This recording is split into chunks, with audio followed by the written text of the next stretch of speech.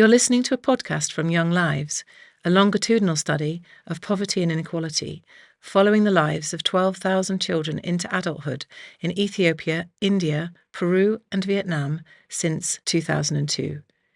We've just completed the 7th round of our long-running survey, and this episode is the first of a series in which we go behind the scenes and hear about the innovative research methods the team has used to gather quality data ethically and sensitively.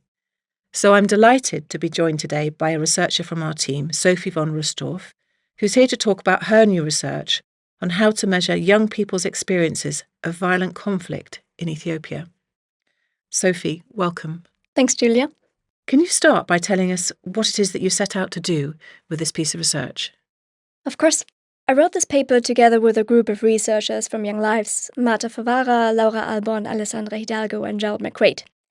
We wanted to explore how to best interview Young Lives participants who have been exposed to violent or traumatic situations, especially in Ethiopia.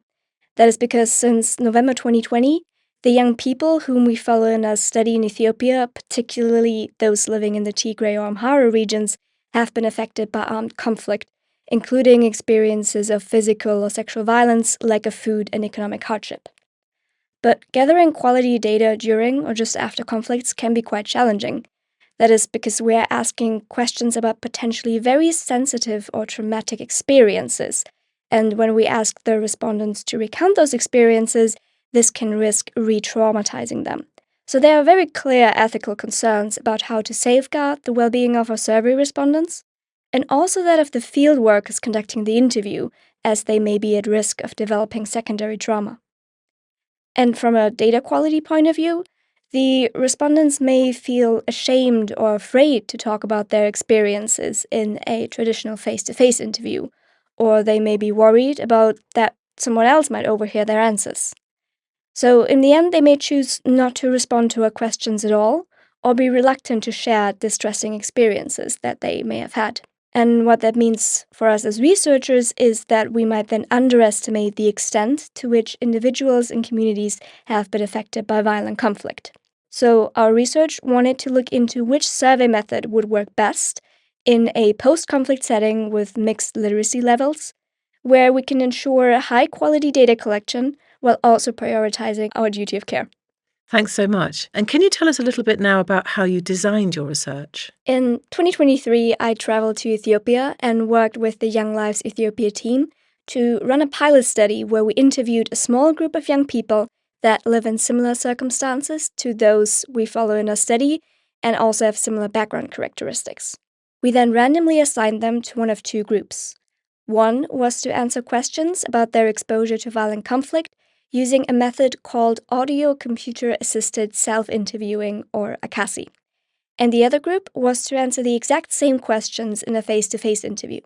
In a face-to-face interview, the respondent is asked questions by an interviewer in a conversational setting, so quite similar to what we are doing right now. But with ACASi, the respondent is answering questions in private on a pre-programmed tablet without the involvement of an interviewer. They do that by using headphones to listen to pre-recorded simple yes or no questions, and then respond by touching colored shapes on the tablet screen that represent their yes or no answers. This is meant to increase the privacy and confidentiality of their answers, so hopefully making the respondents feel more comfortable and limiting the impact that the survey process has on their well-being. And in the paper, we then compared the answers that we obtained as part of the face-to-face interview with those that we got from the group that used the ACASi method. Thank you very much for explaining that. And can you tell us now what you found out?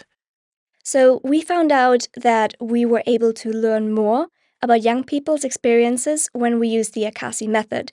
So in other words, ACASi led to a higher disclosure rate. Our respondents shared more experiences about violent conflict in total, and they were also more likely to report any experience at all when they were using the ACASi method compared to the group where these questions were asked in a face-to-face interview.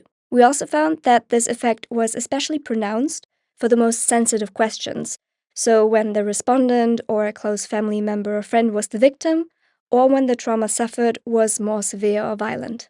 So you found out some very important things from your research, and can you tell us what your conclusions are from what you've done? Our overall conclusion was that ACASi is a really useful methodology when someone is interested in measuring experiences of violent conflict. It can give us a more accurate picture of the prevalence of violence and at the same time prioritize duty of care and the well-being of vulnerable respondents. ACASi is especially relevant in low literacy settings, as it doesn't require people to read, write, or type answers because it is using audio instead. However, ACASi also has some important limitations that researchers need to keep in mind. First of all, since we are recording the questions, this can be costly and time-consuming. And also since the respondent is using a tablet by themselves without assistance from an interviewer, they need to have a certain level of digital literacy. In our case, we were able to confirm that our respondents were comfortable using tablets, but obviously technical literacy is still a concern in general. And lastly, the number of questions and their complexity should be limited to make sure that ACASi really is accessible for all respondents. Thank you. And this was a pilot study, as you explained at the start. Can you just tell us how you've used the results of this pilot so far? So, based on the results of this paper, the Young Lives research team then decided to implement the ACASi method for our whole sample in Ethiopia regarding their experience of conflict in our Round 7 survey, which we completed in May 2024. And we're now beginning to analyze this data that we collected using ACASi to better understand the impact that this conflict has had on the young people in our survey. And we're hoping that this is the sort of information that can help ensure that support is directed to where it is needed the most. Thank you so much, Sophie, for sharing this innovative work, and good luck with the next steps. Can I just ask, if people listening want to find out more, what should they do? They should visit the Young Lives website, for example. We have also written a blog about our paper that goes into a bit more detail, and that will be published on the Young Lives website. And also the research paper has been published in Economics Letters. Thank you. And don't forget that you can always follow Young Lives News on our social media channels X, LinkedIn and Facebook. And as Sophie mentioned, our website www.younglives.org.uk. So thank you again, Sophie, and thank you for listening.